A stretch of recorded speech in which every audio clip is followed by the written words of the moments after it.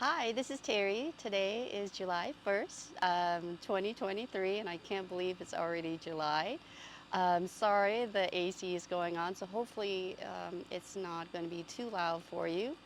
I know I have not been doing a long video in a while, about a month now, mostly because of the heat and then also with our tree removal. I have not been that motivated to come during the day to do really any gardening. I was just been doing, um, just coming out in the evening or in the early morning here and there. If you have not watched any of my YouTube shorts, they are on my playlist under YT Shorts. You can catch up with me to see what I been doing. So anyway, today I thought I would document what's been going on with my garden space, and I thought I would go ahead and share it with you as well as part of my gardening journey. Recently, or in the past week or so, we had a company come over to remove a lot of our trees. I shouldn't say a lot, remove 4 trees, I believe. So one, two, five trees, 5 trees, and 2 of which are the Bradford pear trees. The one in the front fell, and a big limb came down, and so we decided to just go ahead and take take care of all the trees right now, even though I was expecting to cut the trees in the fall to give some of the plants some relief from the summer heat. So I would like to share with you what my space looks like now without the two shade trees around the house or by the house. So unfortunately, I don't have any shade around the house at all except a small corner or a small section in the front, and I'll show you that. I have not been motivated to do gardening this year for some reason, mostly because of the heat and then the rain. Anyway, but I have been able to find a couple of spaces that I've created that have been motivating me to keep gardening and keep getting excited about gardening. So I wanted to show you those 2 spaces today as well. So if you have been watching my videos, you know that I used to have the Bradford tree pear there, and I also had one here. So you can see it's bare right now. And so one of the things that I was sad about was the tree company that we used. They did not do a good job with their cleanup, or they weren't paying attention to detail. So this is what they did to our space here, to the walkway right there. I have to redo this all myself again. And so they wanted to, have the tree fall that way. So you can see all the devastation there, all the brown spots, that's all them. And luckily, I was able to remove or move a couple of the plants here.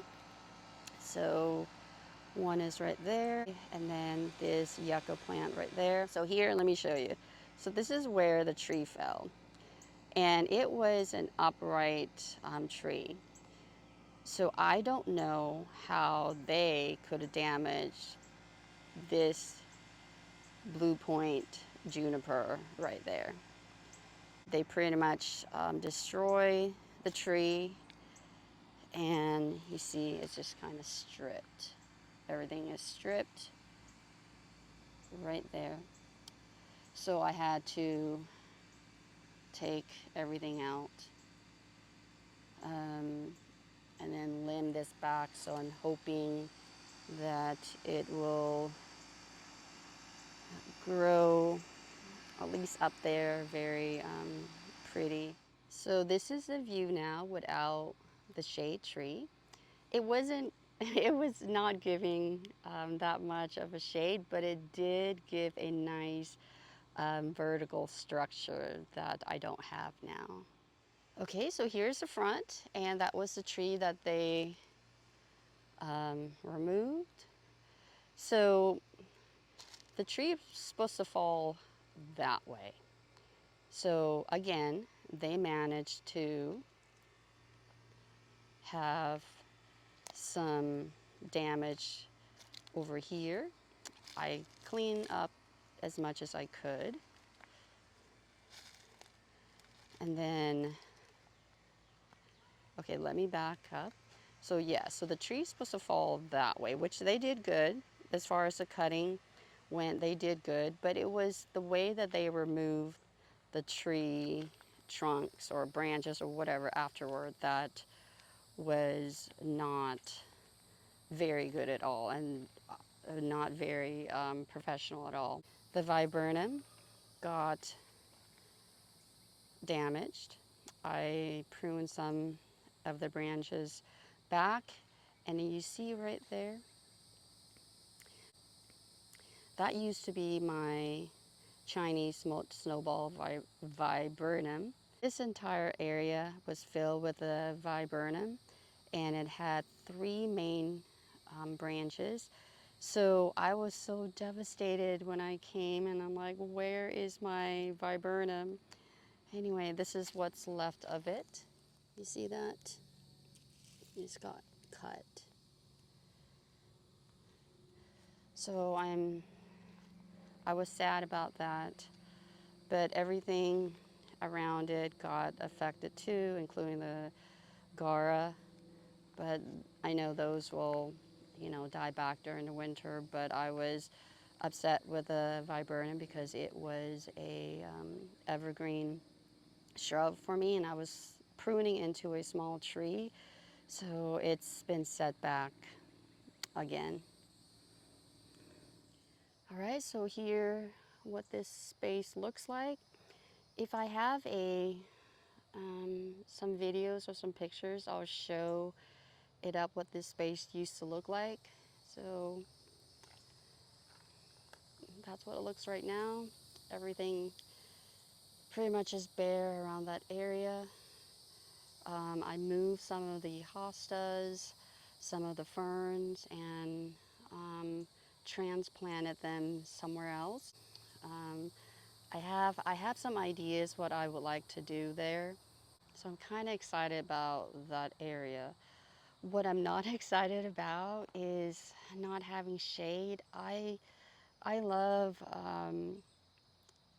like part shade or partial shade to shade. I love gardening in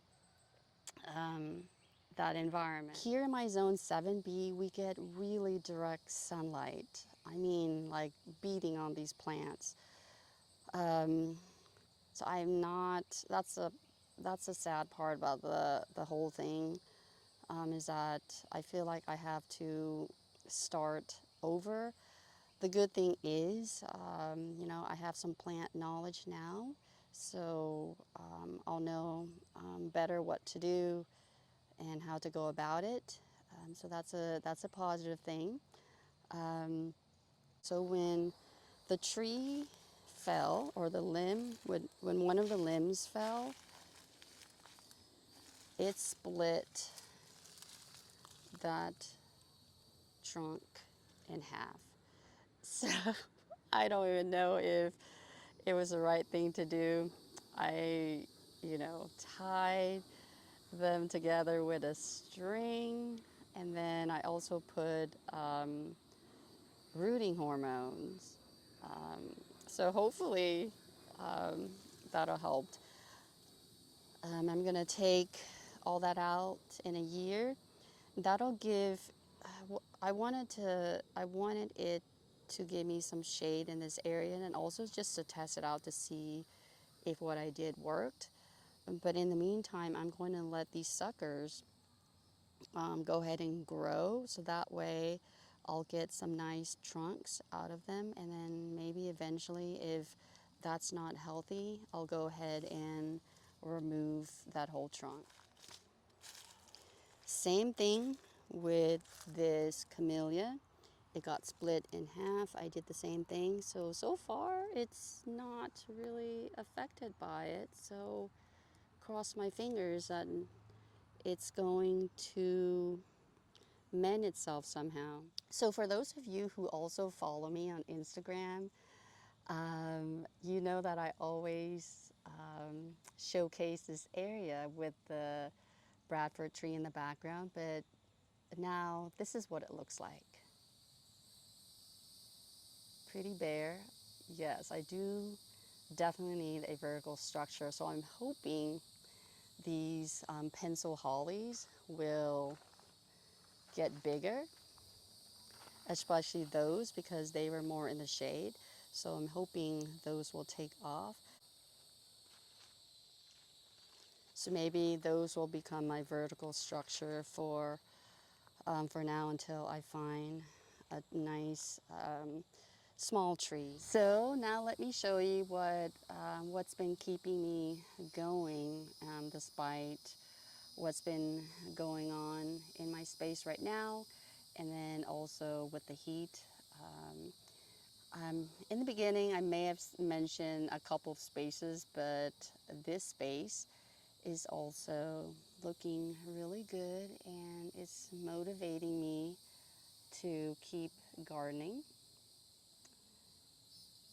So, and then my oak leaf hydrangeas are doing really good, and I can see that my little lime hydrangeas are setting some blooms right now. All right, everybody, so this is the area that has been giving me a lot of inspiration.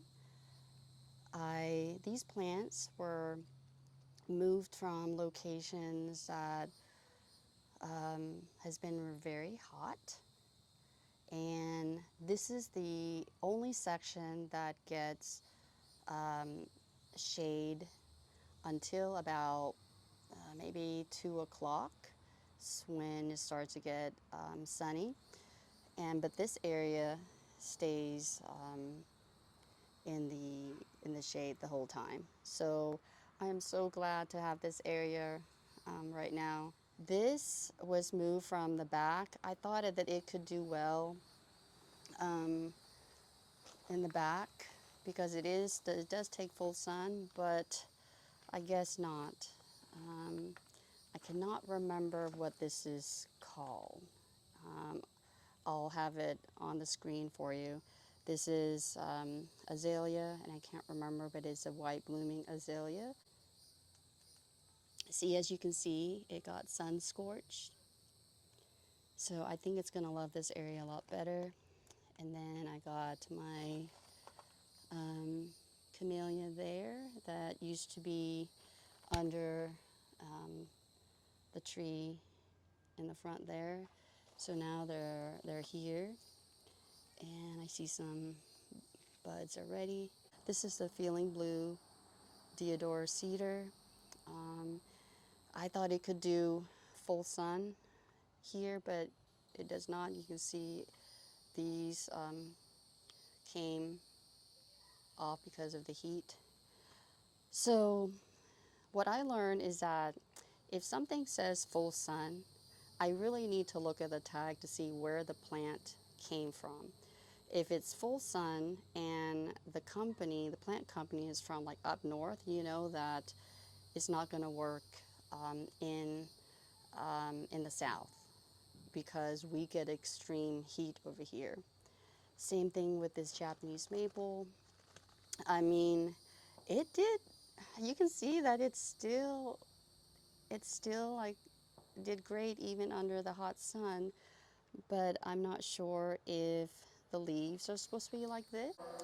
But I think it's gonna love this area so much better. I have my coleus in pots right now. Hopefully they'll do really good in about 2 weeks to a month. So for several months now, I've been dreaming about creating a kitchen garden. where I have my, my grill thing there. I could cook outside, and I'm so sorry about the dirty wall there. Um, the person is supposed to come and take care of that has not been able to, so I'm so sorry for the ugliness there.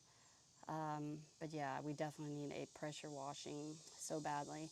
So anyway, here is what I have so far. So the idea is that I would be, like picking my herbs, my rosemary right there. I have um, my calamondin. I think that's how you say it, which is kind of like a lime, and the alternative to a lime. And then my banana plant there. I'm not going to get bananas or anything like that, but I could definitely use the leaves. And I have my ginger there, and I have taro and pepper.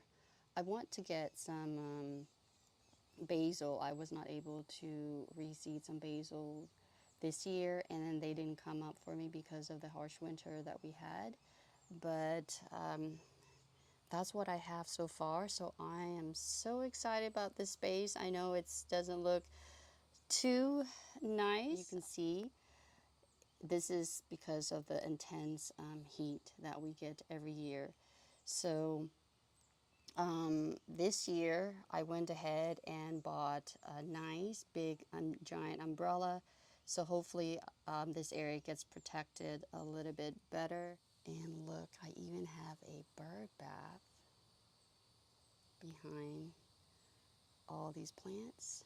I have not seen any birds using it yet. So I hope you enjoy the mini tour there of what my space looks like now with the trees gone, and a few of the spots that are looking pretty and that are motivating me to keep gardening right now despite the crazy heat and the space that I'm having to tackle right now.